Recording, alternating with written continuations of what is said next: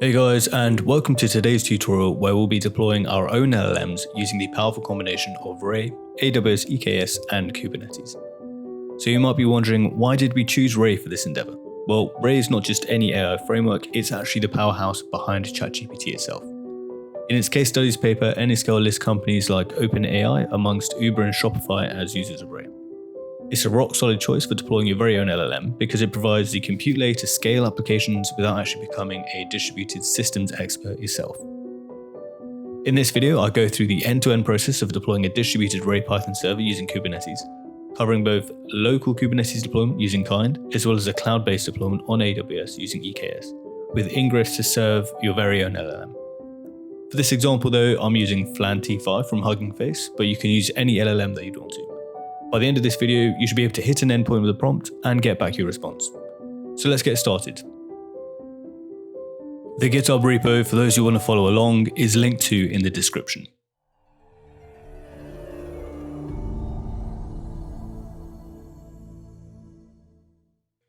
Let's jump straight into the code. So RayServe integrates with Fast API, a versatile web framework for building RESTful APIs. This integration allows us to define a serve deployment using the serve ingress decorator wrapped around a fast API app.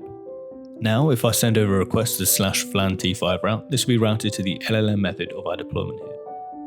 Above the API class, we've also defined a prompt model using Pydantic that will be used to pass the request body with the required prompt field.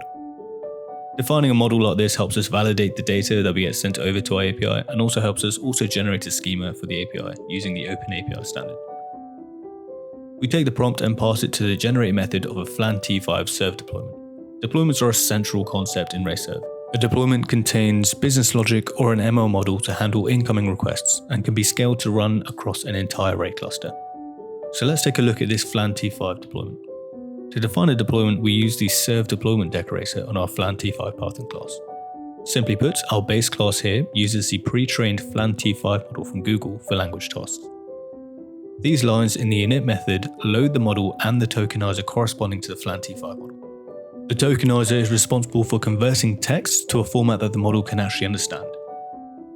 In our generate method, the prompt is tokenized and converted into a suitable format for the model. The model's generate method is then called with the tokenized input. It generates a sequence of tokens in response to our inputs, and the generated tokens are then decoded back into a string and returned. So let's see if all of this works. Running the base class and simply asking what is the meaning of life, we get something back. We can then start the Ray server locally using RayServe followed by our import path. So in this case, it's serve run app main app.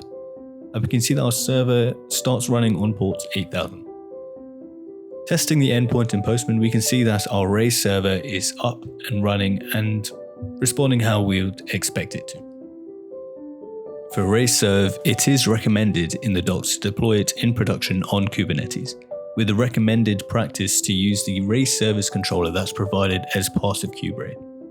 This integration brings scalability and some other operational niceties out of the box. Our journey today though begins with creating a local Kubernetes cluster using Kind, a fantastic tool for spinning up Kubernetes clusters within Docker containers for testing. To start, we create a local Kubernetes cluster. We then install the KubeRay operator via Helm, and then we can verify that our KubeRay operator is running. So if I get pods here, the container is still creating, but after a couple seconds, the KubeRay operator gives us a status of running. And next, we configure the Ray service custom resource to manage Ray clusters and RayServe applications. A core part of this is creating a YAML file for the CR configuration, specifying critical details like Docker images, ports, and other settings. To package and serve your code in a custom Docker image, you need to extend the official Ray Docker images with your dependencies and package your serve application. The Ray project organization maintains Docker images required for Ray. For example, our sample app here uses a Docker file extending the Ray project /Ray image. Sometimes though, you may not want to push an image all the way to Docker Hub, and instead you just want to run it locally with a pod based on an image that you've built on your PC. To do this, you'll need to do two things. Make sure our Kubernetes cluster can access the image, and then set the image pull policy to never in the Ray cluster config. If you're also using Kind as a local Kubernetes playground, Docker images can be loaded into your cluster nodes with the command kind load Docker image. To manage the Race server application locally, we can create and update a Race service custom resource by applying this YAML using kubectl apply. Once the Race service is created, you can monitor its status via standard kubectl commands, which will provide insights into the health and readiness of the application. Here, we select the pods using labels to see if everything is deploying as we want. When the Race service applications are healthy and ready, Kubernetes creates a head service and a Race serve service for the Race service custom resource. For example, here we have Race service LLM head SVC and Race service LLM serve SVC. Note that the serve SVC is the one that can be used to send queries to the serve application. You can access the dashboard through the head node though. For interacting with the server locally, we set up port forwarding. So here we forward the dashboard port to localhost and we check the serve page in the Ray dashboard at localhost 8265/serve. For querying the Ray service locally, we can also set up port forwarding and access the service directly. So here you can see we can easily hit the flan T5 route again and get a response that we would expect. If you're ready to scale up and deploy on AWS with EKS, there are some extra configurations to keep in mind as compared to deploying locally. First off, creating an Amazon VPC with subnets and an IAM role for your EKS cluster is a crucial step that you can just follow the AWS docs for. Don't forget to set up permissions for essential services like ECR as well. Add the cluster in the UI after the basic setup is done. Choose the cluster service role we just created, as well as those VPC and subnets we created. But otherwise, the rest of the options can be left as the defaults. In the review tab, you may also want to take a note of the subnets because we're going to need them for the Ingress later.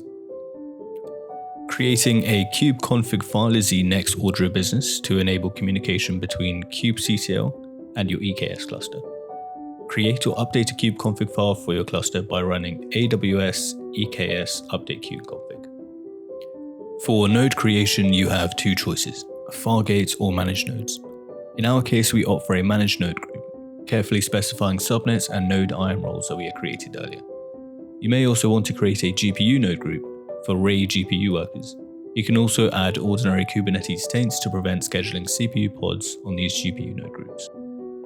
Deploying on AWS also means creating a private repo in ECR for the Ray LLM Docker images. We build these Docker images locally and push them up using the provided commands. When referencing an image from ECR in our YAML custom resource files, we also need to use the full registry repo tag naming schema for these images, so make sure you keep a note of that. Also, to use these ECR images with EKS, make sure that the EKS worker node IAM role also contains these IAM policy permissions for ECR. Next, we need to update the custom resource YAML to reference this brand new image, and also we need to remove the image pool policy never that we added for local images. After deploying the Ray service the same way we did when we deployed locally, monitoring its status is quite easy. If we get the services, we can successfully see our Ray service LLM serve SVC. Running the same port forwarding as before now, we're able to hit our root route, but now our Kubernetes cluster is actually hosted on AWS. Using port forwarding is okay for dev, but we need to do a bit better in production to be able to access it by configuring a Kubernetes Ingress to access our cluster from an endpoint instead. The first step to doing this is to follow the installation instructions to set up the AWS load balancer controller. This controller runs on the worker nodes, so it needs access to the AWS ALB APIs with the associated IAM permissions as well. We also need to set up the ALB Ingress YAML. We need to make sure that the subnets annotation includes at least 2 subnets, and that one AZ has at most 1 subnet. In this example, we also need to select the public subnets as well. We also need to set the name of the head pod service to what we want to direct to, and in this case, that's the Ray service LLM serve SVC. We apply it and we check the status of the ingress. You should now also be able to check the application load balancer that's been spun up for you on the EC2 console. The name of that ALB should be along the lines of K8s defaults and then a name. We wait for it to fully be created, and then we can use the ALB DNS name to interact with the newly deployed Ray API.